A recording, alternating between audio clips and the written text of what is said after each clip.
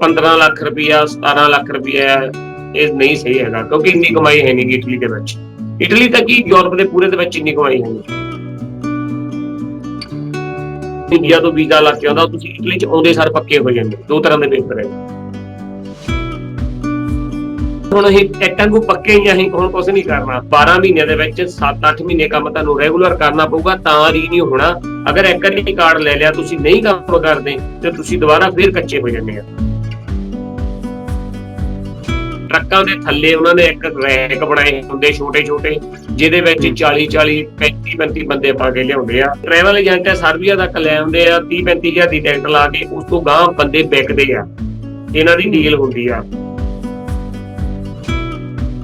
ਬਾਈ road ਕਿਸੇ ਵੀ country ਚ ਜਾ ਸਕਦੇ। ਇੱਥੇ ਲਈ ਇਹ ਥੋੜਾ ਈਜ਼ੀ ਹੈ, ਇਟਲੀ ਚ ਆ ਕੇ ਆਪਾਂ ਕਿਤੇ ਵੀ ਜਾ ਸਕਦੇ। ਜਰਮਨ ਹੋ ਗਿਆ, ਆਸਟਰੀਆ ਹੋ ਗਿਆ ਜਾਂ ਫਰਾਂਸ ਹੋ ਗਿਆ, ਜੇ 4 ਪੈਸੇ ਇਕੱਠੇ ਕਰਨੇ ਆ। ਤੇ ਜੇ ਤੁਸੀਂ ਪੇਪਰ ਛੇਤੀ ਬਣਾਉਣੇ ਆ, ਫਿਰ ਹੈਗਾ ਇਟਲੀ, ਸਪੇਨ ਤੇ ਪੁਰਤਗਾਲ ਅੱਜ ਦੇ ਟਾਈਮ ਚ। ਕਿਉਂਕਿ ਇੱਕ ਦੂਸਰੀ ਮਾਂ ਆ, ਉਹ ਤੁਹਾਨੂੰ ਧੁੱਪ, ਛਾਂ, ਠੰਡ, ਭੁੱਖੇ ਰਹਿਣਾ ਸਿਖਾਉਂਦੀ ਆ। ਪਰ ਉਹ ਬੰਦਾ ਆਵੇ ਜਿਹੜਾ ਇਹ ਚੀਜ਼ਾਂ ਹੰਢ ਸਕਦਾ ਆ। ਕਿਉਂਕਿ ਮੈਂ ਆਪਣੀ ਲਾਈਫ ਦੇ ਵਿੱਚ 3 ਮਹੀਨੇ ਨੌਕਰੀ ਚ ਕੱਢੇ, ਬਹੁਤ ਔਖੀ ਆ। ਜੇ ਨਵੇਂ ਬੱਚੇ ਜੰਮਦੇ, ਆਪਾਂ ਕੋਸ਼ਿਸ਼ ਕਰੀਏ, ਜੇ ਆਪਾਂ ਨਾਂ ਰੱਖਣਾ ਨਾ ਅਮਰਜੀਤ ਸਿੰਘ, ਆਪਾਂ ਸਿੰਘ ਅਮਰਜੀਤ ਹੀ ਕਰਾਈਏ ਸਾਰੇ ਡਾਕੂਮੈਂਟ, ਫਿਰ ਸਾਨੂੰ ਨਹੀਂ ਪ੍ਰੋਬਲਮ ਆਉਂਦੀ ਹੈਗੀ।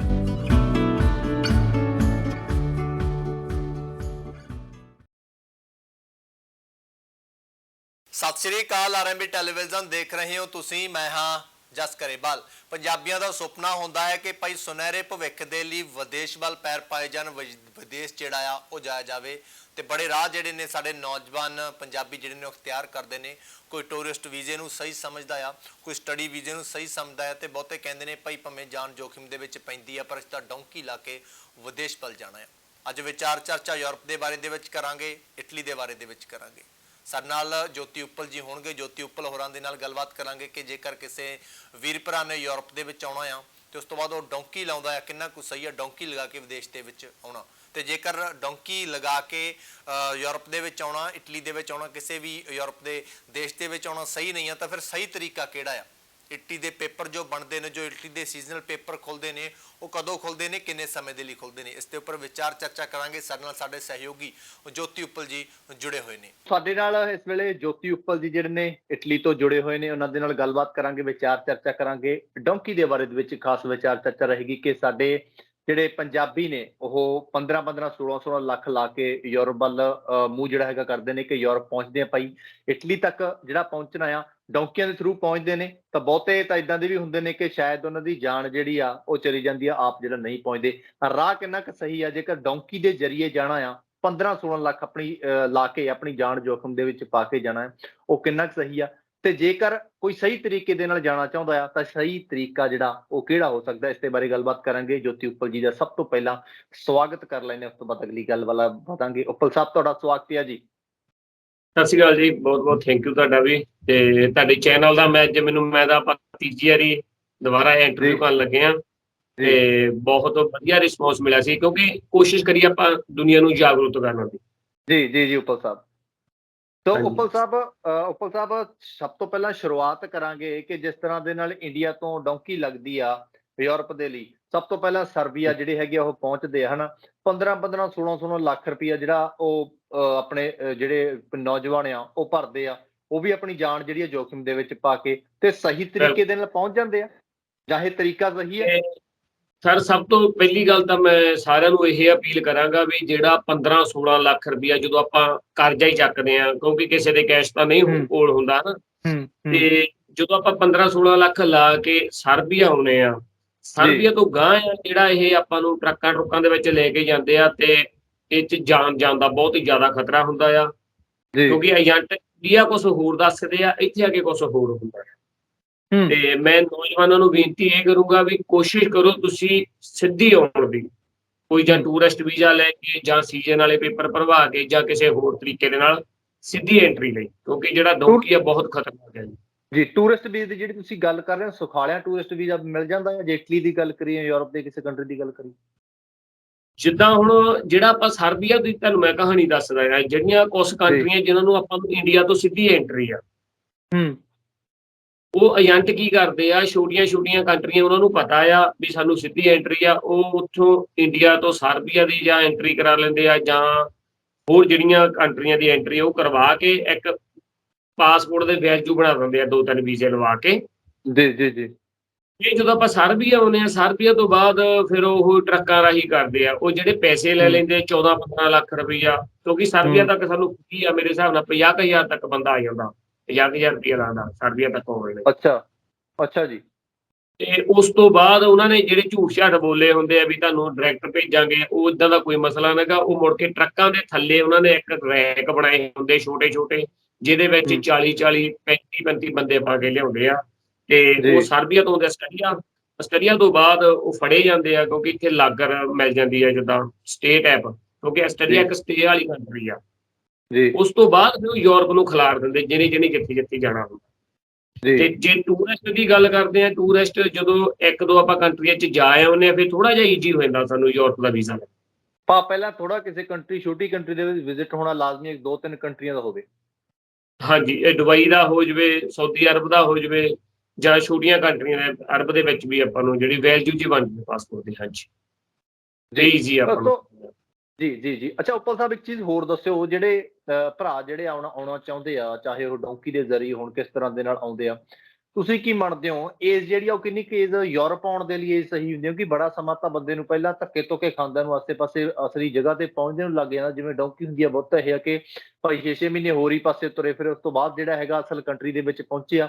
ਉਮਰ ਏਜ ਦੀ ਜੇਕਰ ਮੈਂ ਗੱਲ ਕਰਾਂ ਤਾਂ ਕਿਹੜੀ ਉਮਰ ਸਹੀ ਆ ਯੂਰਪ ਆਉਣ ਦੇ ਲਈ?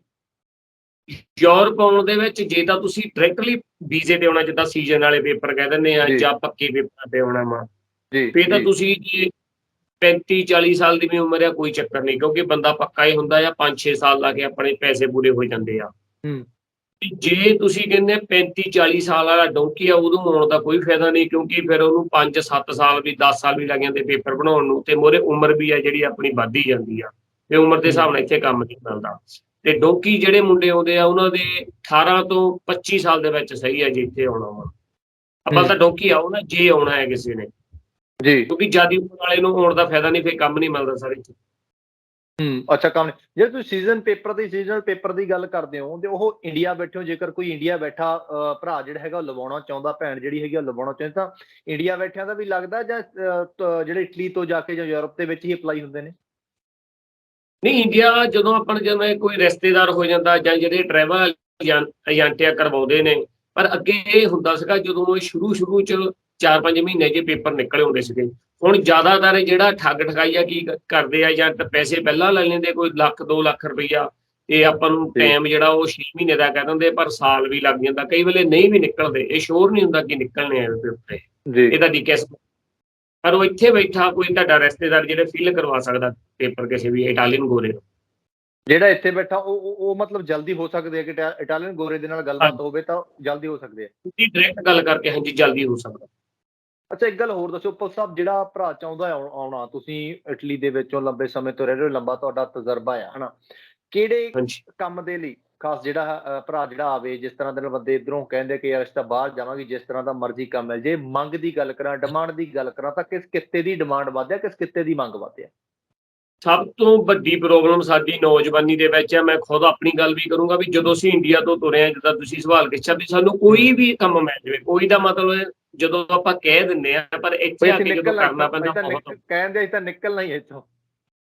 ਹਾਂਜੀ, ਉਹ ਇੱਥੇ ਆ ਕੇ ਏਦਾਂ ਹੁੰਦਾ ਸਰ, ਜ਼ਿਆਦਾਤਰ ਇਟਲੀ ਵਿੱਚ ਖੇਤੀ ਦਾ ਕੰਮ ਆ, ਪਰ ਜੇ ਤੁਸੀਂ ਇੰਡੀਆ ਤੋਂ ਜਿਹੜੇ ਨੌਜਵਾਨ ਆ, ਮੈਂ ਉਹਨਾਂ ਨੂੰ ਬੇਨਤੀ ਜ਼ਰੂਰ ਕਰੂੰਗਾ, ਜਿਵੇਂ ਆਪਣਾ ਰਾਜ ਮਿਸਤਰੀਆਂ ਦਾ ਕੰਮ ਹੋ ਗਿਆ, ਸਿੱਖ ਕੇ ਆਉਣ, ਪਲੰਬਰ ਦਾ ਕੰਮ ਸਿੱਖ ਕੇ ਆਉਣ, ਆਪਣੇ ਬਿਜਲੀ ਦਾ ਜਾਂ ਰੰਗ ਦਾ ਕੰਮ ਸਿੱਖ ਕੇ ਆਉਣ, ਤੇ ਜਾਂ ਕਟਿੰਗ ਦਾ, ਬਾਲਾਂ ਦੀ ਕਟਿੰਗ ਦਾ ਕੰਮ ਬਹੁਤ ਚੱਲਦਾ ਹੈ। ਤੇ ਜਿਹੜੇ ਕਹਿੰਦੇ ਤੁਸੀਂ ਜੋ ਮਰਜ਼ੀ ਕਰ ਲਵਾਂਗੇ, ਉਹਨਾਂ ਲਈ ਬਹੁਤ ਔਖਾ ਹੋ ਜਾਂਦਾ ਇੱਥੇ, ਜਿਨ੍ਹਾਂ ਨੇ ਕੁਛ ਨਹੀਂ ਸਿੱਖਿਆ, ਉਹਨਾਂ ਨੂੰ ਤਾਂ ਫਿਰ ਖੇਤੀ ਦਾ ਹੀ ਕੰਮ ਮਿਲਦਾ ਜੀ, ਤੇ ਖੇਤੀ ਦਾ ਕੰਮ ਕਰਨਾ ਬਹੁਤ ਔਖਾ ਹੈ ਇੱਥੇ।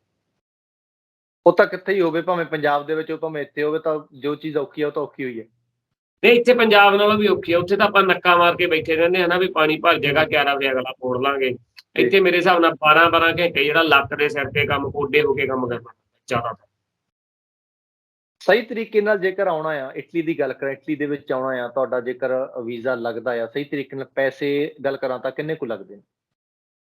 ਦੇਖੋ ਜੀ, ਅੱਜ ਕੱਲ ਮਹਿੰਗਾਈ ਦਾ ਦੌਰ ਆ ਤੇ ਹੁਣ ਜਿਹੜੇ ਟਰੈਵਲ ਏਜੰਟ ਆ ਉਹਨਾਂ ਦਾ ਵੀ ਪੱਖ ਰੱਖਣਾ ਪੈਂਦਾ ਆ। ਸਹੀ ਜਿਹੜੀ ਇਟਲੀ ਦਾ ਆ 7 ਤੋਂ 8 ਲੱਖ ਰੁਪਇਆ ਜਾਇਜ਼ ਆ, ਪਰ ਜੇ ਕੋਈ ਡਾਇਰੈਕਟਲੀ 10 ਵੀ ਲੈ ਲੈਂਦਾ ਆ ਤਾਂ ਮੈਂ ਉਹਨੂੰ ਨਜਾਇਜ਼ ਨਹੀਂ ਕਹੂੰਗਾ। ਪਰ 15 ਲੱਖ ਰੁਪਇਆ 17 ਲੱਖ ਰੁਪਇਆ ਇਹ ਨਹੀਂ ਸਹੀ ਹੈਗਾ, ਕਿਉਂਕਿ ਇੰਨੀ ਕਮਾਈ ਹੈ ਨਹੀਂ ਇਟਲੀ ਦੇ ਵਿੱਚ। ਇਟਲੀ ਤਾਂ ਕੀ ਯੂਰਪ ਦੇ ਪੂਰੇ ਦੇ ਵਿੱਚ ਇੰਨੀ ਕਮਾਈ ਹੈ ਨਹੀਂ। ਅੱਛਾ, ਜਿਹੜਾ 10 ਲੱਖ ਲਾ ਕੇ ਆਉਂਦਾ, ਤੁਸੀਂ 7 ਤੋਂ 10 ਲੱਖ ਦੀ ਗੱਲ ਕੀਤੀ ਹੈ, 7 ਤੋਂ 10 ਲੱਖ ਰੁਪਏ ਲਾ ਕੇ ਆਉਂਦਾ ਤਾਂ ਬੰਦਾ ਜੇਕਰ ਸਹੀ ਕੰਮ ਕਰਦਾ ਕਿੰਨੇ ਸਮੇਂ ਦੇ ਵਿੱਚ ਪੈਸੇ ਜਿਹੜੇ ਆਪਣੇ ਪੂਰੇ ਕਰ ਲੈਂਦਾ ਹੈ? ਦੇਖੋ ਜੀ, ਇੱਥੇ ਜਿਹੜਾ ਨਵਾਂ ਬੰਦਾ ਆਉਂਦਾ ਆ, ਹੁਣ ਇੱਥੇ 6 ਐਰੋ ਘੰਟੇ ਤੇ ਚੱਲਦੇ ਆ ਜਿਹੜੇ ਪੁਰਾਣੇ ਬੰਦੇ ਆ, ਜਿਨ੍ਹਾਂ ਨੂੰ ਕੁਝ % ਬੋਲੀ ਵੀ ਆਉਂਦੀ ਆ ਜਾਂ ਕੰਮ ਦਾ ਤਜਰਬਾ ਆ। ਜੇ ਨਵਾਂ ਇੰਡੀਆ ਤੋਂ ਆਉਂਦਾ ਆ, ਅੱਜ ਦੇ ਟਾਈਮ ਉਹਨੂੰ 5 ਯੂਰੋ ਘੰਟੇ ਦੇ ਮਿਲਦੇ ਆ। ਔਰ ਕੰਮ ਜ਼ਰੂਰੀ ਨਹੀਂ ਹੁੰਦਾ ਕਿ ਤੁਸੀਂ 8 ਘੰਟੇ ਕਰਨਾ, ਕਹਿ ਕੇ 12 ਘੰਟੇ ਵੀ ਕੰਮ ਹੋ ਸਕਦਾ ਤੇ ਕਹਿ ਕੇ 2 ਘੰਟੇ ਵੀ ਹੋ ਸਕਦਾ ਨਵੇਂ ਬੰਦੇ ਵਾਸਤੇ। ਤੇ ਤੁਸੀਂ ਖਿੱਚ ਧੂ ਕੇ 30 ਤੋਂ 50 ਦੀ ਐਵਰੇਜ ਰੱਖੋ ਜੇ ਬੰਦਾ ਕੰਮ ਕਰਨ ਵਾਲਾ ਤਾਂ। ਦਿਨ ਦੀ? ਹਾਂਜੀ, ਨਹੀਂ, ਆਪਣੇ ਮਹੀਨੇ ਦੀ ਆਮਦਨ 30,000 ਤੋਂ ਲੈ ਕੇ 50,000 ਤੱਕ ਮਹੀਨਾ ਆਮਦਨ ਹੋ ਸਕਦੀ ਹੈ ਆਪਾਂ ਨੂੰ। ਕਰ ਸਕਦੇ। ਤੁਸੀਂ ਹਿਸਾਬ ਲਾ ਲਓ ਵੀ ਜਿਹਨੇ 15 ਲੱਖ ਲਾਉਣਾ, ਜੇ ਉਹ 50,000 ਵੀ ਚੱਕੇ ਤਾਂ ਕਿੰਨਾ ਟਾਈਮ ਲੱਗੂਗਾ ਉਹਨੂੰ? ਹਾਂ, ਬਿਲਕੁਲ। ਅੱਛਾ, ਇੱਕ ਚੀਜ਼ ਹੋਰ ਦੱਸਿਓ, ਪੱਕੇ ਹੋਣ ਦਾ ਪ੍ਰੋਸੈਸ ਕਿਸ ਤਰ੍ਹਾਂ ਦੇ ਨਾਲ ਹੁੰਦਾ ਹੈ? ਕਿੰਨਾ ਸਮਾਂ ਲੱਗ ਜਾਂਦਾ? ਬਹੁਤੇ ਕਹਿੰਦੇ ਆ ਕਿ ਭਾਈ 5-4 ਸਾਲ ਦੇ ਵਿੱਚ ਪੇਪਰ ਜਿਹੜੇ ਮਿਲ ਜਾਂਦੇ ਆ, ਪਰ ਬਹੁਤੇ ਲੰਬਾ ਸਮਾਂ ਜਿਹੜੇ ਬੈਠੇ ਰਹਿੰਦੇ ਉਹਨੂੰ ਪੇਪਰ ਹੀ ਨਹੀਂ ਮਿਲਦੇ। ਪ੍ਰੋਸੈਸ ਕੀ ਹੁੰਦਾ? ਸਹੀ ਤਰੀਕੇ ਦੇ ਨਾਲ ਪੱਕਾ ਹੋਣਾ ਤਾਂ ਕਿਸ ਤਰ੍ਹਾਂ ਦੇ ਨਾਲ ਹੋਇਆ ਜਾ ਸਕਦਾ ਇੱਥੇ? ਇਹ ਜੀ ਉਸ ਟਾਈਮ ਸੀਗਾ, ਆਪਾਂ ਨੂੰ ਅੱਜ ਤੋਂ 5-6 ਸਾਲ ਪਿੱਛੇ ਚੱਲ ਜਾਓ ਤੇ ਸਾਡੇ ਲੋਕਾਂ ਦੀ ਕਦਰ ਬਹੁਤ ਸੀਗੀ ਵਿਦੇਸ਼ੀਆਂ ਦੀ, ਕਿਉਂਕਿ ਵਿਦੇਸ਼ੀ ਇਕੱਲੇ ਆਪਾਂ ਇੰਡੀਅਨ ਨਹੀਂ, ਹੋਰ ਮੰਨ ਕੇ ਚੱਲੋ ਬਹੁਤ ਕੰਟਰੀਆਂ ਜਿਹੜੀਆਂ ਬਾਹਰੋਂ ਆ ਕੇ ਇੱਥੇ ਕੰਮ ਕਰਦੀਆਂ। ਉਸ ਟਾਈਮ ਤੇ ਵਿਦੇਸ਼ੀਆਂ ਦੀ ਕਦਰ ਬਹੁਤ ਸੀ। ਅੱਜ ਦੇ ਟਾਈਮ ਦੇ ਵਿੱਚ ਜੇ ਆਪਾਂ ਪੱਕੇ ਹੋ ਵੀ ਜਾਂਦੇ ਆ 2-4 ਸਾਲ ਦੇ ਵਿੱਚ, ਤੇ ਪੇਪਰ ਸਾਹਮਣੇ ਬਹੁਤ ਔਖੇ ਆ, ਕਿਉਂਕਿ ਪੱਕੇ ਹੋਣ ਦਾ ਮਤਲਬ ਇਹ ਨਹੀਂ ਕਿ ਆਪਾਂ ਇੱਥੇ ਦੇ ਸਿਟੀਜ਼ਨ ਹੋ ਗਏ। ਸਾਨੂੰ ਇੱਕ ਕਾਰਡ ਮਿਲਦਾ ਆ, ਉਹ ਸਾਲ ਦਾ ਮਿਲਦਾ ਜਾਂ 6 ਮਹੀਨੇ ਦਾ ਮਿਲਦਾ। ਉਹ ਤੁਸੀਂ ਸਾਲ ਦੇ ਵਿੱਚ 12 ਮਹੀਨਿਆਂ ਦੇ ਵਿੱਚ 7-8 ਮਹੀਨੇ ਕੰਮ ਤੁਹਾਨੂੰ ਰੈਗੂਲਰ ਕਰਨਾ ਪਊਗਾ, ਤਾਂ ਰੀਨਿਊ ਹੋਣਾ। ਅਗਰ ਇੱਕ ਵਾਰੀ ਕਾਰਡ ਲੈ ਲਿਆ, ਤੁਸੀਂ ਨਹੀਂ ਕੰਮ ਕਰਦੇ ਤੇ ਤੁਸੀਂ ਦੁਬਾਰਾ ਫੇਰ ਕੱਚੇ ਹੋ ਜਾਂਦੇ ਆ। ਇਹ ਸਭ ਤੋਂ ਵੱਡੀ ਪਾਲਿਸੀ ਹੈ ਗਵਰਨਮੈਂਟ ਦੀ ਇੱਥੇ। ਤੇ ਪੱਕੇ ਹੋਣ ਦਾ ਟਾਈਮ ਤਾਂ ਜਦੋਂ ਜਾਂ ਓਪਨ ਇਮੀਗ੍ਰੇਸ਼ਨ ਖੁੱਲੇ ਜਾਂ ਆਪਾਂ ਇੰਡੀਆ ਤੋਂ ਹੀ ਪੱਕੇ ਤੌਰ ਤੇ ਜਿਹੜੇ 9 ਮਹੀਨੇ ਵਾਲੇ ਪੇਪਰ ਆ, ਉਹ ਜੇ ਤੁਸੀਂ ਅੱਜ ਆਉਣੇ ਆ ਤੇ ਉਹਨਾਂ ਨੂੰ ਕਲੀਅਰ ਹੁੰਦਿਆਂ ਨੂੰ ਸਾਲ ਤੋਂ 2 ਸਾਲ ਦਾ ਟਾਈਮ ਲੱਗ ਜਾਂਦਾ ਪੱਕੇ ਹੁੰਦਿਆਂ ਨੂੰ। ਤੁਸੀਂ ਇੰਡੀਆ ਤੋਂ ਪੱਕੇ ਹੋਣ ਦੀ ਗੱਲ ਕਰੀਏ, ਇੰਡੀਆ ਤੋਂ ਪੱਕੇ ਹੋ ਕੇ ਕਿਸ ਤਰ੍ਹਾਂ ਦੇ ਨਾਲ ਆਇਆ ਜਾ ਸਕਦਾ ਹੈ? 2 ਤਰ੍ਹਾਂ ਦੇ ਪੇਪਰ ਖੁੱਲਦੇ ਆ ਨਾ ਜੀ। ਇੱਕ ਹੁੰਦੇ ਆ ਸੀਜ਼ਨ ਵਾਲੇ, ਜਿਹਨੂੰ ਆਪਾਂ 9 ਮਹੀਨੇ ਵਾਲੇ ਪੇਪਰ ਕਹਿ ਦਿੰਦੇ ਆ। ਉਹ ਤੁਸੀਂ ਜਦੋਂ ਆਉਣਾ ਆ, ਤੁਹਾਡੇ ਕੋਲ 9 ਮਹੀਨੇ ਉਸੇ ਮਾਲਕ ਦੇ ਤੁਸੀਂ ਕੰਮ ਕਰਨਾ ਆ। ਉਹ ਫਿਰ ਇੱਕ ਕੋਟਾ ਆਉਂਦਾ ਆ, ਉਹਦਾ ਨਾਂ ਹੈਗਾ ਆ ਕੰਬਰਸਿਓਨੇ ਇਟਾਲੀਅਨ ਭਾਸ਼ਾ ਦੇ ਵਿੱਚ, ਯਾਨੀ ਕਿ ਚੇਂਜ ਵਾਲਾ ਕੋਟਾ। ਉਹ ਆ ਵੀ ਸਕਦਾ ਤੁਹਾਡੀ ਕਿਸਮਤ ਵਿੱਚ, ਉਹ ਨਹੀਂ ਵੀ ਆ ਸਕਦਾ। ਇੱਕ ਜੂਆ ਆ, ਜੇ ਨਹੀਂ ਆਇਆ ਤੇ ਤੁਸੀਂ 9 ਮਹੀਨੇ ਬਾਅਦ ਕੱਚੇ ਆ। ਜੇ ਆ ਗਿਆ ਤੇ ਉਹ ਤੁਹਾਡੇ ਮਾਲਕ ਨੇ ਫਿਲ ਕਰਨਾ ਉਹ ਕੋਟੇ ਨੂੰ, ਉਹਦੇ ਵਿੱਚ ਜੇ ਤੁਸੀਂ ਓਕੇ ਹੋ ਜਾਂਦੇ ਆ ਫਿਰ ਵੀ 1 ਸਾਲ ਲੱਗ ਜਾਂਦਾ ਆ। ਤੇ ਇੱਕ ਪੇਪਰ ਹੁੰਦੇ ਆ ਆਲਰੇਡੀ, ਉਹਨਾਂ ਨੂੰ ਕਹਿੰਦੇ ਆ ਵੀ ਇੱਥੋਂ ਅਸੀਂ ਨੂਲਾ ਉਸਤਾ ਭੇਜਦੇ ਆ ਇਟਾਲੀਅਨ ਪੇਪਰ, ਤੇ ਉਹ ਇੰਡੀਆ ਤੋਂ ਵੀਜ਼ਾ ਲੱਗ ਕੇ ਆਉਂਦਾ, ਤੁਸੀਂ ਇਟਲੀ ਚ ਆਉਂਦੇ ਸਾਰ ਪੱਕੇ ਹੋ ਜਾਂਦੇ ਆ। 2 ਤਰ੍ਹਾਂ ਦੇ ਪੇਪਰ ਹੈ, ਪਰ ਉਹ ਬਹੁਤ ਘੱਟ ਖੁੱਲਦੇ ਆ। ਤੇ ਪੇਪਰ ਜਿਹੜੇ ਸੀਜ਼ਨਲ ਦੀ ਗੱਲ ਕਰਦੇ ਹੋ, ਸੀਜ਼ਨਲ ਕਿਹੜੀ ਸਮੇਂ ਦੇ ਵਿੱਚ ਖੁੱਲਦੇ ਆ? ਭਾਵ ਕਿਹੜਾ ਮਹੀਨਾ ਹੁੰਦਾ ਜੇਕਰ ਇੰਡੀਆ ਦੀ ਗੱਲ ਕਰੀਏ, ਕਿਹੜੇ ਮਹੀਨੇ ਦੇ ਵਿੱਚ? ਜ਼ਿਆਦਾ ਜਿੱਦਾਂ ਹੁਣ ਸਾਲ ਦਾ ਐਂਡ ਆ ਜਾਣਾ, ਜਾਂ ਦਸੰਬਰ ਦੇ ਵਿੱਚ ਖੁੱਲੂਗੇ ਤੇ ਜਾਂ ਨਵੇਂ ਸਾਲ ਜਨਵਰੀ-ਫਰਵਰੀ ਦੇ ਵਿੱਚ ਖੋਲਦੇ ਆ। ਹਰੇਕ ਸਾਲ ਦੇ ਐਂਡ ਤੇ ਖੋਲਦੇ। ਅਪਲਾਈ ਕਰਨ ਦਾ ਢੰਗ ਤਰੀਕਾ ਕਿ ਏਜੰਟ ਕੋਲੇ ਜਾਣਾ ਪੈਣਾ, ਏਜੰਟ ਤੋਂ ਅਪਲਾਈ ਜਾਂ ਫਿਰ ਖੁਦ ਵੀ ਬੰਦਾ ਕਰ ਸਕਦਾ ਆ? ਨਹੀਂ, ਜਿਹੜੇ ਤਾਂ ਟਰੈਵਲ ਏਜੰਟ ਇੰਡੀਆ ਬੈਠੇ ਆ ਨਾ, ਉਹ ਕੁਛ ਨਹੀਂ ਕਰ ਸਕਦੇ। ਉਹਨਾਂ ਦੇ ਲਿੰਕ ਹੁੰਦੇ ਆ, ਜਿਹੜੇ ਪੁਰਾਣੇ ਬੰਦੇ ਆ ਇੱਥੇ ਵਾਲੇ, ਉਹ ਲਿੰਕ ਕਰਦੇ ਆ ਮਾਲਕਾਂ ਦੇ ਨਾਲ, ਮਾਲਕਾਂ ਥਰੂ ਭਰਾਉਂਦੇ ਆ। ਉਹ ਜਿਹੜਾ ਆਪਾਂ ਐਡ ਦਿੰਦੇ ਆ ਨਾ ਜ਼ਿਆਦਾ ਚੈਨਲਾਂ ਤੇ ਵੀ ਤੁਹਾਨੂੰ ਇਟਲੀ ਦੇ ਪੇਪਰ ਪੱਕੇ ਤੌਰ ਤੇ, ਉਹ ਬਹੁਤ ਜ਼ਿਆਦਾ ਗਲਤ ਹੁੰਦਾ ਆ। ਕੋਸ਼ਿਸ਼ ਕਰਿਆ ਕਰਨ ਉਹ ਆਪਣੇ ਰਿਸ਼ਤੇਦਾਰਾਂ ਤੋਂ ਡਾਇਰੈਕਟਲੀ ਭਰਾਉਣ ਦੇ, ਕਿਉਂਕਿ ਜਿੰਨਾ ਤੁਸੀਂ ਇਹ ਟਰੈਵਲ ਏਜੰਟਾਂ ਦੇ ਚੱਕਰ 'ਚ, ਉਨਾ ਹੀ ਤੁਹਾਡਾ ਖਰਚਾ ਵੱਧ ਜਾਂਦਾ ਹੈ। ਇੱਥੇ ਮਾਲਕਾਂ ਦਾ ਤਾਂ ਕੁਝ ਨਹੀਂ। ਹਾਂਜੀ, ਟਰੈਵਲ ਏਜੰਟ ਦੇ ਧੱਕੇ ਚੜਦੇ ਹੋ ਤਾਂ ਫਿਰ ਤੁਹਾਡਾ ਖਰਚਾ ਵੱਧਦਾ, ਜੇਕਰ ਪੰਜਾਬ ਦੇ ਟਰੈਵਲ ਏਜੰਟਾਂ ਦੇ ਧੱਕੇ ਚੜਦੇ ਹੋ। ਕੁੱਲ ਮਿਲਾਏ ਗੱਲ ਇਹ ਹੈ। ਬਿਲਕੁਲ। ਜੇ ਉਹਨਾਂ ਨੇ ਇੱਥੇ 7 ਲੱਖ ਦੀ ਕਿਸੇ ਨਾਲ ਗੱਲ ਕਰ ਲਈ ਹੈ, ਕਿਸੇ ਪੁਰਾਣੇ ਬੰਦੇ ਨਾਲ, ਤੇ 7 ਦੇ ਵਿੱਚੋਂ ਉਹਨੇ 2-4 ਲੱਖ ਇਟਾਲੀਅਨ ਗੋਰੇ ਨੂੰ ਵੀ ਦੇਗਾ, ਤੇ ਉਹਨੇ ਤੁਹਾਨੂੰ ਆਪੇ 15 ਲੱਖ ਕਹੇਗਾ ਉਹ। ਤੇ ਸਾਡੇ ਲੋਕਾਂ ਨੂੰ ਚਾਹਤ ਹੁੰਦੀ ਵੀ 15 ਲੱਖ ਜੇ 20 ਲੱਖ ਜੇ ਬਾਹਰ ਚੱਲ ਜਾਈਏ, ਪਰ ਉਨੀ ਕਮਾਈ ਇੱਥੇ ਨਹੀਂ ਹੁੰਦੀ। ਇਹ 9 ਮਹੀਨੇ ਦੇ ਲੱਗਦਾ ਜੀ ਪੇਪਰ? 9 ਮਹੀਨੇ ਦੇ ਲੈਂਦੇ ਹੈ? ਜ਼ਿਆਦਾ 9 ਮਹੀਨੇ ਦੇ ਹੁੰਦੇ, ਜ਼ਿਆਦਾਤਰ ਜਿਹੜੇ ਆ ਸਿੱਧੇ ਤੌਰ ਤੇ 9 ਮਹੀਨੇ ਵਾਲੇ ਹੁੰਦੇ ਆ। ਜੇਕਰ 9 ਮਹੀਨਿਆਂ ਬਾਅਦ ਜਿਹੜਾ ਹੈਗਾ ਤੁਹਾਡਾ ਇੱਥੇ ਕੁਝ ਵੀ ਨਹੀਂ ਬਣਦਾ, ਫਿਰ ਤੁਹਾਨੂੰ ਵਾਪਸ ਆਉਣਾ ਪੈਣਾ, ਜਾਂ ਤੁਸੀਂ ਇੱਥੇ ਵੀ ਕੋਈ ਵੀਜ਼ਾ ਲੈ ਕੇ ਰਹਿ ਸਕਦੇ ਹੋ ਇਟਲੀ ਦੇ ਵਿੱਚ? ਨਹੀਂ, ਕਾਨੂੰਨ ਤਾਂ ਇਹ ਆ, ਵਾਪਸ ਹੋਣਾ ਪੈਣਾ 9 ਮਹੀਨੇ ਤੋਂ, ਕਿਉਂਕਿ ਤਾਂ ਹੀ ਇਹਨਾਂ ਨੂੰ ਸੀਜ਼ਨ ਵਾਲਾ ਪੇਪਰ ਆ। ਉਹ ਆਪਣੇ ਕੰਮ ਦੇ ਹਿਸਾਬ ਨਾਲ ਸੱਦਦੇ ਜਦੋਂ ਉਹਨਾਂ ਦੇ ਕੰਮ ਦਾ ਜ਼ੋਰ ਹੁੰਦਾ ਆ, ਤੇ 9 ਮਹੀਨਿਆਂ ਬਾਅਦ ਵਰਕ ਕਰਕੇ ਅਸੀਂ ਵਾਪਸ ਜਾਣਾ ਹੁੰਦਾ ਆ। ਪਰ ਆਪਾਂ ਨੂੰ ਉਹਨਾਂ ਨੂੰ ਇਹ ਗੱਲ ਦਾ ਨਹੀਂ ਪਤਾ ਵੀ ਸਾਡੀ ਮਜਬੂਰੀ ਹੈ ਇੱਥੇ ਆਉਣਾ, ਉਸ ਤੋਂ ਬਾਅਦ ਵਾਪਸ ਜਾਣਾ ਸਾਡੀ ਮਜਬੂਰੀ ਹੈ। ਰਹਿੰਦੀ ਹੈ। ਫਿਰ ਅਸੀਂ ਢੰਗ ਤਰੀਕਾ ਦੇਖਦੇ ਹਾਂ ਵੀ ਕਿਸੇ ਹੋਰ ਤਰੀਕੇ ਨਾਲ ਰਿਹਾ ਜਾ ਸਕੇ। ਹਾਂਜੀ ਬਿਲਕੁਲ, ਜਾਂ ਤਾਂ ਇਟਲੀ ਨੂੰ ਛੱਡ ਕੇ ਜਿੱਦਾਂ ਇੱਥੋਂ ਯੂਰਪ ਬਾਈ ਰੋਡ ਆਪਾਂ ਕਿਤੇ ਵੀ ਜਾ ਸਕਦੇ ਹਾਂ। ਇੱਕ ਜ਼ਿਆਦਾਤਰ ਗ੍ਰੀਸ ਨਾਓ, ਗ੍ਰੀਸ ਤੋਂ ਜਿਹੜਾ ਯੂਰਪ ਚ ਹੈਗਾ, ਗ੍ਰੀਸ ਯੂਰਪ ਆ, ਪਰ ਬਾਕੀ ਯੂਰਪ ਚ ਐਂਟਰ ਹੋਣਾ ਬਹੁਤ ਔਖਾ ਹੈ, ਕਿਉਂਕਿ ਗ੍ਰੀਸ ਇੱਕ ਟਾਪੂ ਆ। ਜੇ ਆਪਾਂ ਇਟਲੀ ਜਾਂ ਸਪੇਨ, ਪੁਰਤਗਾਲ, ਬੈਲਜੀਅਮ, ਜਰਮਨੀ, ਇੱਥੇ ਫਰਾਂਸ ਆ ਜਾਂਦੇ ਆ, ਫਿਰ ਅਸੀਂ ਬਾਈ ਰੋਡ ਕਿਸੇ ਵੀ ਕੰਟਰੀ ਚ ਜਾ ਸਕਦੇ। ਇੱਥੇ ਲਈ ਇਹ ਥੋੜਾ ਈਜੀ ਆ, ਇਟਲੀ ਚ ਆ ਕੇ ਆਪਾਂ ਕਿਤੇ ਵੀ ਜਾ ਸਕਦੇ ਜਿਹੜੀਆਂ ਕੰਟਰੀਆਂ ਦੇ ਮੈਂ ਨਾਲ ਹੈ ਜੀ। ਫਿਰ ਮਤਲਬ 9 ਮਹੀਨੇ ਇੱਥੇ ਕੰਮ ਕਰਕੇ ਜਿਹੜਾ ਵੀ ਕੋਈ ਹੈਗਾ ਆ, ਉਹ ਹੋਰ ਕਿਸੇ ਕੰਟਰੀ ਦੇ ਵਿੱਚ ਮੂਵ ਹੋ ਸਕਦਾ, ਜਾ ਸਕਦਾ ਆ ਯੂਰਪ ਦੇ ਵਿੱਚ ਬਾਈ ਰੋਡ। ਹਾਂਜੀ ਬਿਲਕੁਲ ਬਿਲਕੁਲ, ਬਾਈ ਰੋਡ ਉਹ ਜਾਂ ਸਪੇਨ ਜਾਂਦੇ ਆਪਣੇ ਲੋਕ ਜ਼ਿਆਦਾ, ਕਿਉਂਕਿ ਸਪੇਨ ਦੇ ਵਿੱਚ 3 ਸਾਲ ਦਾ ਪ੍ਰੋਸੀਜਰ ਹੈ ਪੱਕੇ ਹੋਣ ਦਾ, ਤੇ ਜਾਂ ਪੁਰਤਗਾਲ ਜਾਂਦੇ, ਪੁਰਤਗਾਲ ਦੇ ਵਿੱਚ 2 ਸਾਲ ਦਾ ਪ੍ਰੋਸੀਜਰ ਹੈ ਪੱਕੇ ਹੋਣ। ਪੁਰਤਗਾਲ ਦੇ ਕੇ ਵੀ ਕਹਿੰਦੇ ਉੱਪਲ ਸਾਹਿਬ ਕੇ ਪੇਪਰ ਬੜੇ ਸੌਖੇ ਮਿਲ ਜਾਂਦੇ ਆ। ਨਹੀਂ, ਸੌਖੇ ਤਾਂ ਆਪਾਂ ਨਹੀਂ ਕਹਿ ਸਕਦੇ। ਜੇ ਇਦਾਂ ਹੁੰਦੀ ਆ ਨਾ, ਜਦੋਂ ਉਹਨਾਂ ਦਾ ਕਾਨੂੰਨ ਆ ਵੀ ਜੇ ਸਾਡੇ ਕੋਈ ਬਾਈ ਈਅਰ ਐਂਟਰ ਹੋ ਜਾਂਦਾ ਮੋਹਰ ਲਵਾ ਕੇ, ਤੇ ਅਸੀਂ ਉਹਨੂੰ ਪੇਪਰ ਦੇਵਾਂਗੇ। ਪੇਪਰ ਉੱਥੇ ਕੱਚਾ ਬੰਦਾ ਜਦੋਂ ਜਾਂਦਾ ਐਂਟਰੀ ਕਰਵਾ ਕੇ ਕਾਨੂੰਨੀ ਤੌਰ ਤੇ ਕੰਮ ਕਰ ਸਕਦਾ ਆ। ਸਾਲ ਤੋਂ ਲੈ ਕੇ 2 ਸਾਲ ਦੇ ਵਿੱਚ ਤੁਹਾਨੂੰ ਉੱਥੇ ਦਾ ਕਾਰਡ ਮਿਲ ਜਾਂਦਾ ਜਿਹੜਾ। ਪਰ ਉੱਥੇ ਇੰਨਾ ਸਰ ਕੰਮ ਨਹੀਂਗਾ। ਜੇ ਇਟਲੀ ਤੁਸੀਂ 1000 ਯੂਰੋ ਕਮਾਉਣੇ ਆ, ਨਵੇਂ ਬੰਦੇ ਦੀ ਮੈਂ ਗੱਲ ਕਰ ਰਿਹਾ, ਤੇ ਨਵਾਂ ਬੰਦਾ ਜਾ ਕੇ ਉੱਥੇ 500-600 ਨੂੰ ਲੱਗਦਾ ਆ ਪੁਰਤਗਾਲ ਦੇ ਵਿੱਚ। ਤੇ ਕੰਮ ਸੇਮ ਹੀ ਆ, ਖੇਤੀ ਦੇ ਬਹੁਤ ਔਖੇ ਆ ਜੀ। ਤੇ ਸਪੇਨ ਦੀ ਗੱਲ ਕਰੀਏ ਤਾਂ ਸਪੇਨ ਦੇ ਪੇਪਰ ਜਿਹੜੇ ਉਹ ਕਿਸ ਤਰ੍ਹਾਂ ਦੇ ਨਾਲ ਖੁੱਲਦੇ, ਕਦੋਂ ਖੁੱਲਦੇ ਆ? ਸਪੇਨ ਦੇ ਪੇਪਰ ਨਹੀਂ ਸਰ ਖੁੱਲਦੇ। ਸਪੇਨ ਦਾ ਰੂਲ ਹੈ ਉਹਨਾਂ ਦਾ ਵੀ ਇੱਕ ਵੀ ਜੇ ਆਪਾਂ 3 ਸਾਲ ਜਾਂ 2 ਸਾਲ ਆਪਾਂ ਐਂਟਰੀ ਕਰਵਾ ਕੇ ਆਪਣਾ ਕਾਨੂੰਨੀ ਤੌਰ ਤੇ ਟੈਕਸ ਦੇ ਰਹੇ ਆ, ਤੇ ਉਹ ਫਿਰ ਸਾਨੂੰ ਗਵਰਨਮੈਂਟ 2 ਜਾਂ 3 ਸਾਲ ਦੇ ਪ੍ਰੋਸੀਜਰ ਦੇ ਵਿੱਚ, ਵੈਸੇ 4 ਹੋ ਗਿਆ ਸੁਣਨ ਚ ਆਇਆ ਆ, ਤੇ ਉਹ 4 ਸਾਲ ਦੇ ਵਿੱਚ ਸਾਨੂੰ ਪੇਪਰ ਦੇ ਦਿੰਦੇ ਪੱਕਿਆਂ ਕਰ ਸੇਮ ਪੇਪਰ। ਹਾਂਜੀ, ਪੱਕਿਆਂ ਕਰ ਦਿੰਦੀ ਆ, ਪੱਕਿਆ ਕਰ ਦਿੰਦੀ ਹੈ। ਹਾਂਜੀ, ਪਰ ਪੱਕੇ ਹੋਣ ਦਾ ਮੈਂ ਤੁਹਾਨੂੰ ਕਰੀ ਫੇਰ ਕਲੀਅਰ ਕਰ ਦਿੰਦਾ, ਸਾਡੇ ਭੁਲੇਖਾ ਬਹੁਤ ਹੈ ਨੌਜਵਾਨਾਂ 'ਚ ਵੀ ਪੱਕੇ ਮਤਲਬ ਜਿੱਦਾਂ ਆਪਾਂ ਕਹਦੇ ਵੀ ਐਟਾਂ ਵਾਂਗੂ ਪੱਕੇ ਹੋ ਗਏ, ਉਹ ਨਹੀਂ ਹੁੰਦਾ। ਜਦੋਂ ਆਪਾਂ ਨੂੰ ਕਾਰਡ ਮਿਲਦਾ, ਆਪਾਂ ਨੂੰ ਟੈਕਸ ਕੰਮ ਕਰਨਾ ਹੀ ਮਜਬੂਰੀ ਬਣ ਜਾਂਦੀ ਫਿਰ ਸਾਡੀ। ਪਰ ਤੁਹਾਨੂੰ ਕਾਰਡ ਮਿਲ ਜਾਂਦਾ, ਉਹਦੇ ਉੱਪਰ 7 ਤੋਂ 8 ਮਹੀਨੇ ਜਿਵੇਂ ਤੁਸੀਂ ਦੱਸਿਆ ਕਿ ਤੁਹਾਨੂੰ ਕੰਮ ਕਰਨਾ ਜਿਹੜਾ ਜ਼ਰੂਰੀ ਆ, ਲਾਜ਼ਮੀ ਹੋ ਜਾਂਦਾ ਹੈ, ਕਰਨਾ ਹੀ ਪੈਂਦਾ। ਹਾਂਜੀ ਹਾਂਜੀ, ਜੇ ਆਪਾਂ ਕੰਮ ਕਰਾਂਗੇ ਤਾਂ ਰੀਨਿਊ ਹੁੰਦਾ, ਨਹੀਂ ਤਾਂ ਨਹੀਂ ਰੀਨਿਊ ਹੁੰਦਾ ਕਾਰਡ। ਉਹ ਕਿੰਨਾ ਸਮਾਂ ਇਸ ਚੀਜ਼ ਦੇ ਉੱਪਰ ਚੱਲਣਾ ਪੈਂਦਾ ਹੈ? ਜਿਵੇਂ ਤੁਸੀਂ ਕਿਹਾ ਕਿ ਰੀਨਿਊ ਫਿਰ ਹੁੰਦਾ ਨਹੀਂ ਹੁੰਦਾ, ਕਿੰਨਾ ਸਮਾਂ ਇਸ ਦੇ ਉੱਪਰ, ਜੇ ਇੱਟ ਵਾਂਗੂ ਪੱਕੇ ਹੋਣਾ ਕਿੰਨਾ ਸਮਾਂ ਲੱਗ ਜਾਂਦਾ ਫਿਰ? ਮੇਰੇ ਕੋਲੇ ਹੁਣ ਇਟਲੀ ਦੀ PR ਹੈ ਸਰ, 5 ਸਾਲ ਜਦੋਂ ਆਪਾਂ ਉਹਨਾਂ ਨੂੰ ਕੰਮ ਲਗਾਤਾਰ ਕਰਕੇ ਦਿੰਦੇ, ਸਾਡਾ ਕੋਈ ਕ੍ਰਿਮੀਨਲ ਕੇਸ ਨਹੀਂਗਾ, ਤੇ 5 ਸਾਲਾਂ ਬਾਅਦ ਸਾਨੂੰ PR ਦੇ ਦਿੰਦੇ ਆ। ਉਹਦਾ ਨਾਂ ਹੁੰਦਾ ਹੈ ਆਪਣੇ 00 ਕਾਰਡ ਦਿੰਦੇ, ਵੀ ਉਹਦੀ ਕੋਈ ਲਿਮਿਟ ਨਹੀਂ ਹੁੰਦੀ ਖਤਮ ਹੋਣ ਦੀ। ਤੇ ਫਿਰ ਵੀ ਥੋੜਾ ਵਾਲਾ ਸਾਨੂੰ ਕੰਮ ਸ਼ੋਅ ਕਰਨਾ ਪੈਂਦਾ ਆ, ਕਿਉਂਕਿ ਫਿਰ ਗੌਰਮੈਂਟ ਜਿਹੜੇ ਬੰਦੇ ਕੰਮ ਨਹੀਂ ਕਰਦੇ ਉਹ ਪੇਪਰ ਫਿਰ ਵੀ ਜ਼ਬਤ ਕਰਨ ਦੀ ਹਿੰਮਤ ਰੱਖਦੇ ਆ। ਉਹ ਜੇ ਇੱਕ ਵਾਰੀ ਉਹਨਾਂ ਨੇ ਜ਼ਬਤ ਕਰ ਲਿਆ, ਮੁੜ ਬਹੁਤ ਔਖੇ ਮੰਨਦੇ। ਉਹ ਕਹਿੰਦੇ ਆ ਵੀ ਨਕੰਮਿਆਂ ਦੇ ਲਈ ਸਾਡੇ ਕੋਈ ਜਗ੍ਹਾ ਹੈ ਨਹੀਂ, ਜਗ੍ਹਾ ਹੈ ਨਹੀਂ। ਬਿਲਕੁਲ ਸਰ, ਬਿਲਕੁਲ। ਹੁਣ ਇਹਨਾਂ ਨੇ ਇਟਲੀ ਦਾ ਕਾਰਡ ਵੀ, ਜਿਹੜਾ ਇਟਲੀ ਦਾ ਕਾਰਡ ਵੀ, ਉਹਨੂੰ ਵੀ 10 ਸਾਲ ਦੀ ਡੇਟ ਪਾਤੀ ਆ। ਪਹਿਲਾਂ ਇਹਨਾਂ ਦਾ 00 ਸੀ, ਅਨਲਿਮਿਟਡ ਸੀ। ਹੁਣ ਉਹਨਾਂ ਨੇ ਇਟਲੀ ਦੇ PR ਨੂੰ ਵੀ 10 ਸਾਲ ਦੀ ਕਰਤੀ। ਕਿਉਂ? ਉਹਦੇ ਵਿੱਚ ਮੈਂ ਇਕੱਲੇ ਇੰਡੀਅਨ ਦੀ ਗੱਲ ਨਹੀਂ ਕਰੂੰਗਾ, ਵਿਦੇਸ਼ੀਆਂ ਨੇ ਕੰਮ ਨਹੀਂ ਕੀਤਾ ਉਹ ਕਾਰਡ ਲੈ ਕੇ, ਬਹੁਤ ਜ਼ਿਆਦਾ ਦਾ। ਅੱਛਾ, ਕੰਮ ਨਹੀਂ ਕਰਿਆ। ਹਾਂ, ਉਹਨਾਂ ਨੂੰ ਇਹ ਲੱਗਣ ਲੱਗ ਪੈਣਾ ਵੀ ਹੁਣ ਅਸੀਂ ਇੱਟਾਂ ਵਾਂਗੂ ਪੱਕੇ ਹੀ, ਅਸੀਂ ਹੁਣ ਕੁਛ ਨਹੀਂ ਕਰਨਾ। ਪਰ ਇਹ ਗੱਲ ਉਹਨਾਂ ਦੀ ਗਲਤ ਸੀ, ਸੋਚਣੀ ਗਲਤ ਸੀ। ਹੁਣ ਉਹਨਾਂ ਨੇ ਕਹਿੰਦਾ 10 ਸਾਲ ਦੀ ਇਹਦੀ ਡੇਟ ਪਾਤੀ ਆ। 10 ਸਾਲਾਂ ਦੇ ਵਿੱਚ ਜਦੋਂ ਤੁਸੀਂ ਰੀਨਿਊ ਕਰਾਉਣ ਜਾਣਾ ਵਾ, ਤੇ ਉਹ ਤੁਹਾਡਾ ਪੂਰਾ ਟੈਕਸ ਦੇਖਣਗੇ ਵੀ ਤੁਸੀਂ ਕੀ ਕੀਤਾ ਆਪਣੀ ਲਾਈਫ ਦੇ ਵਿੱਚ। ਇਹ ਗੱਲਾਂ ਸਮਝਣੀਆਂ ਜ਼ਰੂਰੀ ਆ ਸਾਡੇ ਨੌਜਵਾਨਾਂ ਲਈ। ਇਕੱਲਾ ਇੰਡੀਆ ਤੋਂ ਸੋਚ ਕੇ ਨਹੀਂ ਆ ਜਾਣਾ ਵੀ ਅਸੀਂ ਇਟਲੀ ਜਾ ਕੇ ਪੱਕੇ ਹੋ ਜਾਣਾ। ਇਟਲੀ 'ਚ ਪੱਕੇ ਹੋਣ ਵਾਸਤੇ, ਰਹਿਣ ਵਾਸਤੇ 4-5 ਪੇਪਰਾਂ ਦੀ ਹੋਰ ਲੋੜ ਪੈਂਦੀ ਆ, ਜੋ ਕਿ ਹਰੇਕ ਸਾਲ ਗੌਰਮੈਂਟ ਉਹ ਚੈੱਕ ਕਰਦੀ ਹੈ ਵੀ ਤੁਸੀਂ ਰੈਗੂਲਰ ਉਹ ਪੇਪਰ ਤੁਹਾਡੇ ਕੋਲ ਹੈਗੇ ਆ। ਜਿਵੇਂ ਘਰ ਦਾ ਰੈਜ਼ੀਡੈਂਸ ਹੋ ਗਿਆ, ਜਾਂ ਤੁਹਾਡੇ ਕੋਲ ਕਿਰਾਏ ਤੇ ਪੱਕਾ ਘਰ ਹੋ ਗਿਆ, ਉਹ ਬਹੁਤ ਮੁਸ਼ਕਲਾਂ ਆਉਂਦੀਆਂ ਆ।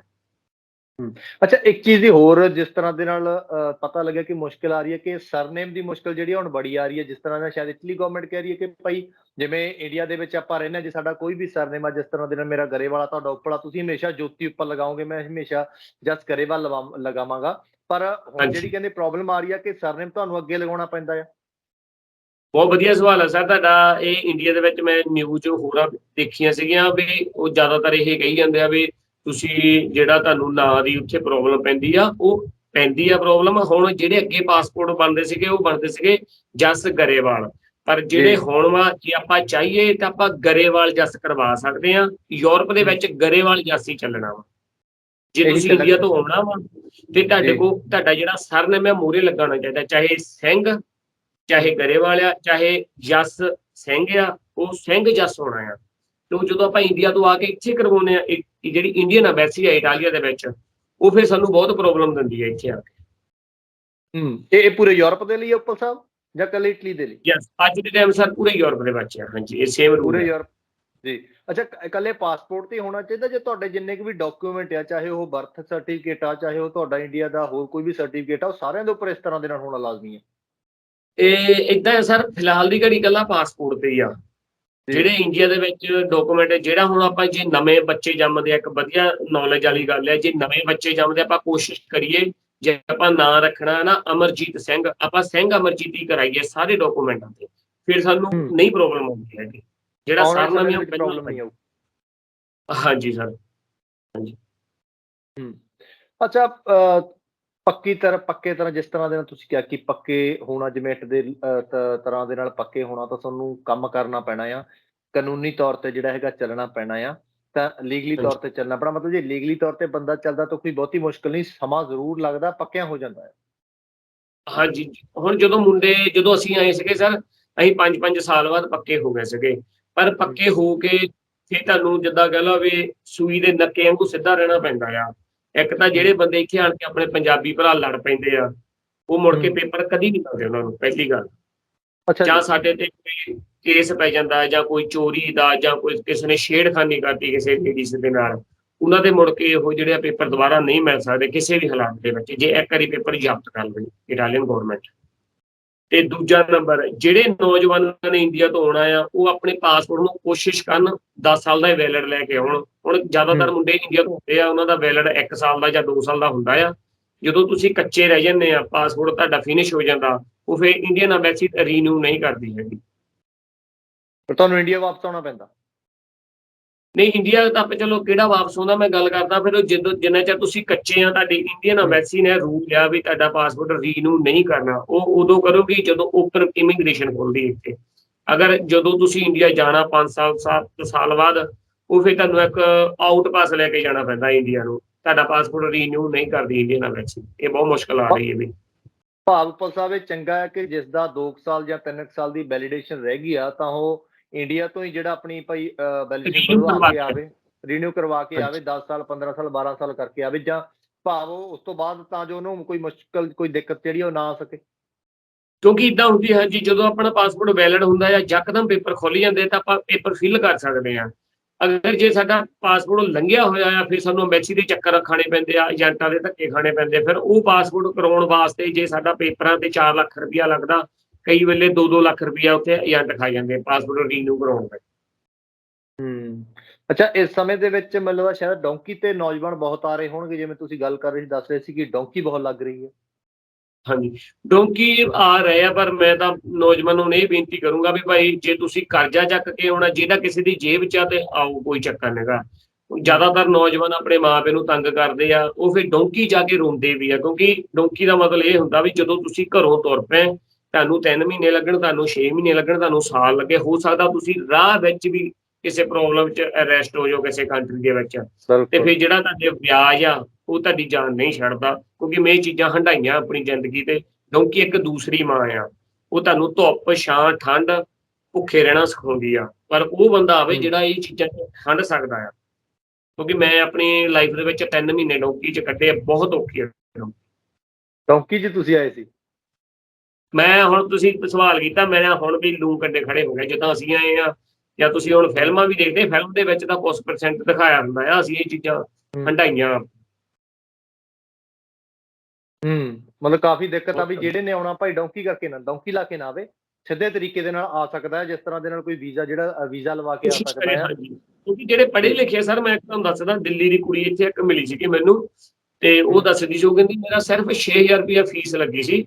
ਮੈਨੂੰ ਪੁੱਛਿਆ, ਮੈਂ ਕਿਹਾ ਕਿਹੜੇ? ਉਹ ਕਹਿੰਦੇ ਮੈਨੂੰ 1 ਸਾਲ ਦਾ ਵੀਜ਼ਾ ਮਿਲ ਗਿਆ ਸੀ ਯੂਰਪ ਦਾ, ਇਟਲੀ ਦਾ। ਕਹਿੰਦਾ ਭਾਵੇਂ ਜਿਹੜੇ ਪੜ੍ਹੇ ਲਿਖੇ ਆਪਾਂ ਘਰੇ ਵੀ ਆਨਲਾਈਨ ਵੀਜ਼ੇ ਅਪਲਾਈ ਕਰ ਸਕਦੇ, ਟਰਾਈ ਆਪਣੀ ਜਾਰੀ ਰੱਖੋ, ਕਿਤੇ ਨਾ ਕਿਤੇ ਮਿਲੂਗਾ। ਕੋਸ਼ਿਸ਼ ਕਰੋ ਛੋਟੀਆਂ ਕੰਟਰੀਆਂ 'ਚ ਘੁੰਮੋ, ਪਹਿਲਾਂ ਘੁੰਮੋ, ਟਰਾਈ ਕਰਦੇ ਰਹੋ। ਬਿਲਕੁਲ, ਬਿਲਕੁਲ ਸਰ, ਕਿਉਂਕਿ ਜਦੋਂ ਆਪਾਂ ਕਰਜ਼ਾ ਚੱਕ ਕੇ ਆ ਜਾਂਦੇ ਫਿਰ ਤਾਂ ਬਹੁਤ ਔਖਾ ਹੋ ਜਾਂਦਾ ਇੱਥੇ ਆ ਕੇ। ਹੁਣ ਮੇਰੇ ਪਿੰਡ ਜਿੱਥੇ ਮੈਂ ਰਹਿੰਦਾ ਇੱਥੇ ਸਭ ਤੋਂ ਵੱਧ ਇੰਡੀਅਨ ਆ। ਆਏ ਦਿਨ ਪਾਰਕ ਦੇ ਵਿੱਚ 15-16 ਮੁੰਡੇ ਮਿਲਦੇ ਆ, ਜਿਹੜੇ ਕੋਈ ਕਹਿੰਦਾ ਮੈਂ 3 ਮਹੀਨੇ ਬਾਅਦ ਆਇਆ, ਕੋਈ ਕਹਿੰਦਾ ਮੈਂ 4। ਜਿਹੜੀ ਹੁਣ ਜ਼ਿਆਦਾ ਗੇਮ ਚੱਲਦੀ ਸਰਬੀਆ ਤੋਂ ਚੱਲਦੀ ਸਰ। ਅੱਛਾ, ਡੋਂਕੀ ਪਹਿਲਾਂ ਜੋ ਸਰਬੀ ਲੱਗਦੀ ਆ। ਹਾਂਜੀ, ਕਿਉਂਕਿ ਟਰੈਵਲ ਏਜੰਟ ਸਰਬੀਆ ਤੱਕ ਲੈ ਆਉਂਦੇ ਆ, 30-35 ਹਜ਼ਾਰ ਦੀ ਟਿਕਟ ਲਾ ਕੇ, ਉਸ ਤੋਂ ਗਾਂਹ ਬੰਦੇ ਵਿਕਦੇ ਆ, ਇਹਨਾਂ ਦੀ ਡੀਲ ਹੁੰਦੀ ਆ ਵੀ ਆਸਟ੍ਰੇਲੀਆ ਤੱਕ ਕਿੰਨੇ ਲੈਣੇ ਆ, ਫਲਾਣੇ ਤੱਕ ਕਿੰਨੇ ਲੈਣੇ ਆ। ਤੇ ਜੇ ਤਾਂ ਬੰਦਾ ਜਦੋਂ ਆਸਟ੍ਰੇਲੀਆ ਵੜ ਜਾਂਦਾ ਠੀਕ ਆ, ਕਈ ਵੇਲੇ ਬੰਦੇ ਰਾਹ 'ਚ ਵੀ ਰਹਿ ਜਾਂਦੇ, ਫੜੇ ਜਾਂਦੇ ਆ, ਤੇ ਉਹਦੇ ਵਿੱਚ ਲੰਬੀ ਜੇਲ੍ਹ ਹੋਣ ਦਾ ਵੀ ਖਤਰਾ ਹੁੰਦਾ। ਉਸ ਤੋਂ ਬਾਅਦ ਡਿਪੋਰਟ ਵੀ ਕਰਤੇ ਜਾਂਦੇ ਆ, ਜੇਕਰ ਕੋਈ ਜੇਲ੍ਹ ਕਿਸੇ ਨੂੰ ਹੁੰਦੀ, ਅਰੈਸਟ ਹੋ ਜਾਂਦਾ, ਜਾਂ ਡਿਪੋਰਟ ਨਹੀਂ ਹੁੰਦੇ? ਨਹੀਂ, ਜੇ ਤੁਹਾਡਾ ਡਾਕੂਮੈਂਟ ਸਟੱਡੀ ਵਾਲਿਆਂ ਦੇ ਹੱਥ ਆ ਜਾਂਦਾ ਪਾਸਪੋਰਟ ਤੇ, ਉਹ ਟਾਈਮ ਨਹੀਂ ਲਾਉਂਦੇ ਰਿਪੋਰਟ ਕਰਨ ਨੂੰ। ਜੇ ਤੁਹਾਡੇ ਕੋਲ ਨਹੀਂ ਪਾਸਪੋਰਟ ਮੌਕੇ ਤੇ ਹੱਥ ਆਉਂਦਾ ਤਾਂ ਫਿਰ ਉਹ ਤੁਹਾਨੂੰ ਕਮ ਸੇ ਕਮ ਇੱਕ ਜਿੱਦਾਂ ਸਟੇ ਦੇ ਦਿੰਦੇ ਆ। ਉਹ ਸਟੇ ਦੇ ਵਿੱਚ ਕੁਝ ਦਿਨਾਂ ਦੇ ਵਿੱਚ ਤੁਸੀਂ ਉੱਥੋਂ ਜੇ ਤਾਂ ਗਾਇਬ ਹੋ ਜਾਂਦੇ ਠੀਕ ਆ, ਨਹੀਂ ਤਾਂ ਫਿਰ ਉਹ ਤੁਹਾਡੇ ਕਾਰਵਾਈ ਹੁੰਦੀ ਆ, ਤੁਸੀਂ ਡਿਪੋਰਟ ਹੋ ਵੀ ਸਕਦੇ ਆ ਤੇ ਨਹੀਂ ਵੀ ਹੋ ਸਕਦੇ। ਉਹ ਡਿਪੈਂਡ ਕਰਦਾ ਉਹਨਾਂ ਦੀ ਕਾਰਵਾਈ। ਤੇ ਜਿਹੜੇ ਸਟੇ ਵਾਲੇ ਹੁੰਦੇ ਆ ਉਹ ਕੋਸ਼ਿਸ਼ ਕਰਦੇ ਕਿ ਆਸੇ-ਪਾਸੇ ਹੋ ਜਾਈਏ। ਜ਼ਿਆਦਾਤਰ ਇੱਦਾਂ ਹੀ ਕਰਦੇ ਆ, ਕਿਉਂਕਿ ਜਿਹੜੀ ਆਸਟਰੀਆ, ਜਰਮਨੀ, ਆਪਣੇ ਹਾਲੈਂਡ, ਬੈਲਜੀਅਮ, ਇਹ ਫਰਾਂਸ, ਇਹ ਸਟੇ ਵਾਲੀਆਂ ਕੰਟਰੀਆਂ ਆ। ਇਹ ਸਟੇ ਦੇ ਦਿੰਦੀਆਂ, ਪਰ ਤੁਹਾਡੀ ਇਨਕੁਆਇਰੀ ਸ਼ੁਰੂ ਰਹਿੰਦੀ ਹੈ ਜਦੋਂ ਇਹਨਾਂ ਨੂੰ ਡਾਕੂਮੈਂਟ ਜਾਂ ਹੱਥ ਲੱਗ ਜਾਂਦਾ ਜਾਂ ਤੁਹਾਡੀ ਇੰਡੀਆ ਪਤਾ ਲੱਗ ਜਾਂਦਾ ਤੁਸੀਂ ਇਸ ਐਡਰੈਸ ਤੇ ਸਹੀ ਆ, ਤੇ ਫਿਰ ਤੁਹਾਨੂੰ ਡਿਪੋਰਟ ਕਰਨ 'ਚ ਮਿੰਟ ਲਾਉਂਦੇ ਆ, ਕਿਉਂਕਿ ਅੱਜ ਕੱਲ੍ਹ ਆਪਣੇ ਆਧਾਰ ਕਾਰਡ ਵੀ ਫਿੰਗਰਪ੍ਰਿੰਟ ਤੇ ਹੁੰਦੇ ਆ ਨਾ। ਹਾਂ, ਬਿਲਕੁਲ ਬਿਲਕੁਲ। ਸਟੇ ਲੱਭ ਕਿੰਨੇ ਲੈਂਦੇ ਸਮੇਂ ਲਈ ਦਿੰਦੇ ਆ? ਹਾਂਜੀ, ਸਟੇ ਕਿੰਨੇ ਸਮੇਂ ਦੇ ਲਈ ਮਿਲਦਾ ਆ, ਜਾਂ ਜਿੰਨਾ ਸਮਾਂ ਤੁਹਾਡੇ ਕੋਈ ਡਾਕੂਮੈਂਟ ਨਹੀਂ ਮਿਲਦੇ? ਨਹੀਂ, ਏਦਾਂ ਨਹੀਂ ਹੁੰਦੀ ਸਰ, ਉਹਨਾਂ ਨੇ ਸਟੇ ਆਪਣੀ ਮਰਜ਼ੀ ਨਾਲ ਦੇਣੀ ਹੁੰਦੀ ਹੈ, ਜੱਜ ਤੇ ਡਿਪੈਂਡ ਕਰਦਾ, ਕੋਈ ਸਾਲ ਦੀ ਦੇ ਦਿੰਦਾ, ਕੋਈ 6 ਮਹੀਨਿਆਂ ਦੀ। ਪਰ ਉਹ ਆਪਾਂ ਨੂੰ ਇਹ ਲੱਗਦਾ ਵੀ ਹੁਣ ਸਾਨੂੰ ਕੁਛ ਨਹੀਂ ਕਿਹਾ, ਪਰ ਉਹ ਤੁਹਾਡੇ ਪਿੱਛੇ ਇਨਕੁਆਇਰੀ ਚੱਲ ਰਹੀ ਹੁੰਦੀ ਤੁਹਾਡੀ। ਓਕੇ, ਹਾਂਜੀ, ਉਹ ਤੁਹਾਨੂੰ ਜਦੋਂ ਕਲੀਅਰ ਹੋ ਗਿਆ ਉਹਨਾਂ ਨੇ ਤੁਹਾਨੂੰ ਰਿਪੋਰਟ ਕਰ ਦਿੱਤਾ। ਓਕੇ। ਸਟੇ ਵਾਲੀਆਂ ਕੰਟਰੀ, ਇਟਲੀ ਰਿਪੋਰਟ ਨਹੀਂ ਕਰਦੀ, ਇਟਲੀ 'ਚ ਥੋੜਾ ਜਿਹਾ ਹੀ ਆ। ਇਟਲੀ, ਗ੍ਰੀਸ, ਸਪੇਨ, ਪੁਰਤਗਾਲ, ਇਹ ਕੰਟਰੀਆਂ ਰਿਪੋਰਟ ਨਹੀਂ ਕਰਦੀਆਂ ਤੁਹਾਨੂੰ, ਚਾਹੇ ਤੁਸੀਂ ਕੱਚੇ ਜਿੱਦਾਂ ਮਰਜ਼ੀ ਘੁੰਮ। ਤੁਸੀਂ ਰეკਮੈਂਡ ਕੀ ਕਰਦੇ ਹੋ ਜਿਨ੍ਹਾਂ ਨੇ ਯੂਰਪ ਦੇ ਵਿੱਚ ਆਉਣਾ ਆ, ਯੂਰਪ ਦੇ ਵਿੱਚ ਚਾਹੁੰਦੇ ਆ ਕਿ ਭਾਈ ਯੂਰਪ ਦੇ ਵਿੱਚ ਸਾਡੇ ਪੈਰ ਪੈਣ, ਅਸੀਂ ਇੰਡੀਆ ਤੋਂ ਜਿਹੜਾ ਜਾਣਾ ਆ, ਕਿਹੜੀ ਕੰਟਰੀ ਰეკਮੈਂਡ ਕਰਦੇ ਹੋ?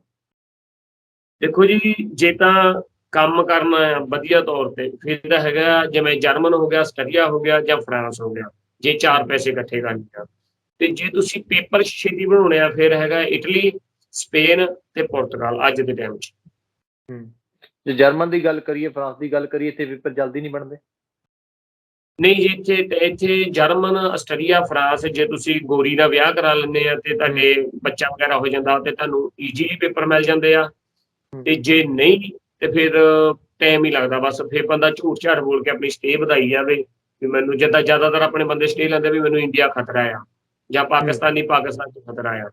ਉਹ ਫਿਰ ਜਿੰਨਾ ਚਿਰ ਉਹਨਾਂ ਦੀ ਇਨਕੁਆਇਰੀ ਨਹੀਂ ਕਲੀਅਰ ਹੁੰਦੀ, ਉਹਨਾਂ ਚਿਰ ਉਹ ਤੁਹਾਨੂੰ ਰਿਪੋਰਟ ਨਹੀਂ ਕਰਦੇ। ਪਰ ਜੇ ਉਹਨਾਂ ਨੂੰ ਪਤਾ ਲੱਗ ਜਾਂਦਾ ਤੁਹਾਡਾ ਸਹੀ ਸਾਰਾ ਐਡਰੈਸ, ਤੇ ਫਿਰ ਉਹ ਕਿਸੇ ਦੀ ਨਹੀਂ ਸੁਣਦੇ ਸਰ।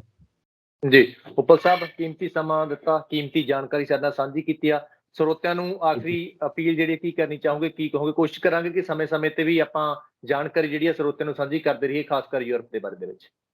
ਬਿਲਕੁਲ ਸਰ, ਜੇ ਅਪੀਲ ਲਾਸਟ ਇਹੀ ਆ ਵੀ ਜਿਹੜੇ ਨੌਜਵਾਨ ਪੜ੍ਹਦੇ ਆ ਉਹ ਪੜ੍ਹ ਕੇ ਆਪਣਾ ਆਨਲਾਈਨ ਅਪਲਾਈ ਕਰਨ, ਕੋਸ਼ਿਸ਼ ਕਰਨ, ਸਿੱਧਾ ਤੁਹਾਨੂੰ ਐਂਟਰੀ ਮਿਲ ਜਾਂਦੀ ਆ। ਟਾਈਮ ਲੱਗਦਾ ਆ ਪਰ ਆਨਲਾਈਨ ਮਿਲ ਜਾਂਦੀ ਆ। ਤੇ ਜਿਹੜੇ ਮੇਰੇ ਵਰਗੇ ਵਿਚਾਰੇ ਅਨਪੜ੍ਹ ਆ, ਉਹ ਉਮਰ ਦਾ ਲਿਹਾਜ਼ ਦੇਖੇ ਜ਼ਰੂਰ ਆਉਣ, ਕਿਉਂਕਿ ਜਦੋਂ ਮੈਂ ਆਇਆ ਸੀ ਮੈਂ 18 ਸਾਲ ਦੀ ਉਮਰ ਸੀਗੀ, ਮੈਂ ਬਾਬੇ ਨਾਨਕ ਦੀ ਕਿਰਪਾ ਨਾਲ ਸਟੈਂਡ ਕਰ ਗਿਆ। ਪਰ ਸਾਰਿਆਂ ਦੀ ਸਟੈਂਡ ਕਰਨਾ ਬਹੁਤ ਔਖਾ ਆ, ਤੇ ਕੋਸ਼ਿਸ਼ ਕਰਨ 18 ਤੋਂ 25 ਵਾਲਾ ਆ ਸਕਦਾ ਆ ਜੇ ਡੋਂਕੀ ਆਉਣਾ ਹੀ ਆ।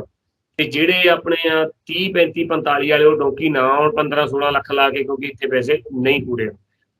ਜੀ, ਤੋ ਤੁਸੀਂ ਸਮਾਂ ਦਿੱਤਾ, ਤੁਹਾਡਾ ਬਹੁਤ ਬਹੁਤ ਧੰਨਵਾਦ। ਸੋ ਗੱਲਬਾਤ ਯੂਰਪ ਦੇ ਬਾਰੇ ਦੇ ਵਿੱਚ ਕੀਤੀ, ਗੱਲਬਾਤ ਖਾਸ ਕਰ ਪੁਰਤਗਾਲ ਦੇ ਬਾਰੇ ਦੇ ਵਿੱਚ, ਇਟਲੀ ਦੇ ਬਾਰੇ ਦੇ ਵਿੱਚ ਕੀਤੀ ਆ ਕਿ ਇਟਲੀ ਦੇ ਪੇਪਰ ਜਿਹੜੇ ਆ ਕਦੋਂ ਖੁੱਲ੍ਹਦੇ ਆ, ਜੇਕਰ ਡੋਂਕੀ ਲਗਾ ਕੇ ਆਉਣਾ ਆ ਤਾਂ ਉਸ ਤੋਂ ਬਾਅਦ ਰਾਹ ਕਿਹੜੇ-ਕਿਹੜੇ ਨੇ, ਜਾਂ ਡੋਂਕੀ ਲਗਾ ਕੇ ਆਉਣਾ ਕਿੰਨਾ ਕੁ ਸਹੀ ਆ, ਕਿੰਨਾ ਕੁ ਗਲਤ ਆ। ਤੇ ਜੇਕਰ ਡੋਂਕੀ ਲਗਾ ਕੇ ਇਟਲੀ ਨਾ ਆਈਏ ਤਾਂ ਹੋਰ ਕਿਸ ਤਰ੍ਹਾਂ ਦੇ ਨਾਲ ਇਟਲੀ ਦੇ ਰਾਹ ਜਿਹੜੇ ਆ ਉਹ ਖੁੱਲ੍ਹੇ ਨੇ, ਯੂਰਪ ਦੇ ਰਾਹ ਜਿਹੜੇ ਆ ਉਹ ਖੁੱਲ੍ਹੇ ਨੇ, ਤੇ ਇਟਲੀ ਦੇ ਪੇਪਰ ਜਿਹੜੇ ਨੇ, ਸੀਜ਼ਨਲ ਪੇਪਰ ਜਿਹੜੇ ਨੇ ਉਹ ਕਿਹੜੇ ਵੇਲੇ ਦੇ ਵਿੱਚ ਨਿਕਲਦੇ ਨੇ, ਕਿਹੜੇ ਵੇਲੇ ਦੇ ਵਿੱਚ ਉਹਨਾਂ ਪੇਪਰਾਂ ਦੇ ਜ਼ਰੀਏ ਸਾਡੇ ਲੋਕ ਜਿਹੜੇ ਨੇ ਉਹ ਵਿਦੇਸ਼ਾਂ ਵੱਲ ਜਾ ਸਕਦੇ ਨੇ, ਯੂਰਪ ਵੱਲ ਜਾ ਸਕਦੇ ਨੇ, ਇਟਲੀ ਵੱਲ ਜਾ ਸਕਦੇ ਨੇ। ਪੇਪਰਾਂ ਤੋਂ ਬਾਅਦ 9 ਮਹੀਨੇ ਪੂਰੇ ਹੋਣ ਤੋਂ ਬਾਅਦ ਜੋ ਸਮਾਂ ਹੁੰਦਾ ਹੁੰਦਾ ਉਸ ਤੋਂ ਬਾਅਦ ਕੀ ਰਾਹ ਆ ਅੱਗੇ ਕਿਸ ਦੇਸ਼ ਵੱਲ ਜਿਹੜਾ ਹੈਗਾ ਉਹ ਮੁੱਖ ਕੀਤਾ ਜਾ ਸਕਦਾ, ਇਸ ਦੇ ਬਾਰੇ ਗੱਲਬਾਤ ਕੀਤੀ ਹੈ। ਜੇਕਰ ਤੁਹਾਡਾ ਕੋਈ ਸਵਾਲ ਆ ਤਾਂ ਤੁਸੀਂ ਸਾਨੂੰ ਕਮੈਂਟ ਬਾਕਸ ਦੇ ਵਿੱਚ ਜ਼ਰੂਰ ਦੱਸਿਓ। ਕੋਸ਼ਿਸ਼ ਕਰਾਂਗੇ ਅਗਲੇ ਪ੍ਰੋਗਰਾਮ ਦੇ ਵਿੱਚ ਤੁਹਾਡੇ ਸਵਾਲਾਂ ਦੇ ਜਵਾਬ ਜਿਹੜੇ ਆ ਉਹ ਜੋਤੀ ਉੱਪਲ ਜੀ ਹੋਰਾਂ ਤੋਂ ਜ਼ਰੂਰ ਲਈਏ। ਇਸ ਤਰ੍ਹਾਂ ਦੇ ਪ੍ਰੋਗਰਾਮ ਲੈ ਕੇ ਸਮੇਂ-ਸਮੇਂ ਤੇ ਹਾਜ਼ਰ ਹੁੰਦੇ ਰਹਾਂਗੇ। ਹੁਣ ਆਪਣੇ ਦੋਸਤ ਜਸ ਕਰੇਵਾਲ ਨੂੰ ਦਿਓ ਇਜਾਜ਼ਤ। ਦੇਖਦੇ ਰਹੋ RMB ਟੈਲੀਵਿਜ਼ਨ। ਧੰਨਵਾਦ ਜੀ।